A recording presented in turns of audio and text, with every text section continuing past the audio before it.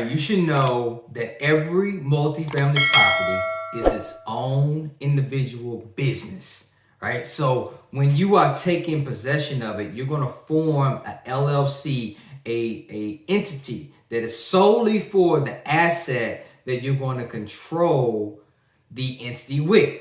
For instance, if you're buying 123 Main Street apartment complex, you're going to create a 123 Main Street LLC that is going to take possession of that property 123 Main Street. And why do you do it like that? It's because every multifamily property is its own business. It has its own employees, it has its own income, it has its own expenses. Every property is its own entity, and that entity is secluded from any other entity that you may own or will acquire in the future, right? So those salary, personnel costs, those expenses, the taxes associated with that property all belong to that property. They do not belong to anything else. And the good thing about it is, as you're getting a loan, they're only looking at the income and the expenses of that property. So you go get a loan in the name of that property.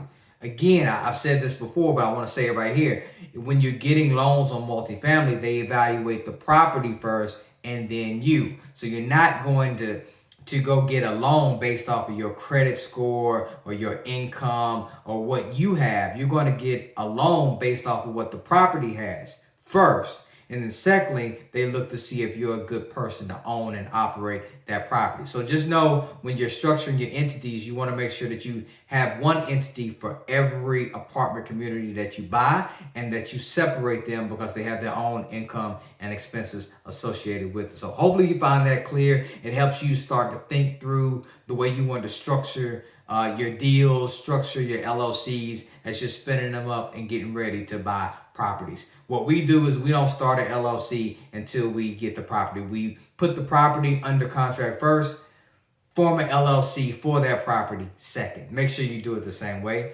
Hopefully you found that helpful, and I'll see you in the next video. Take care.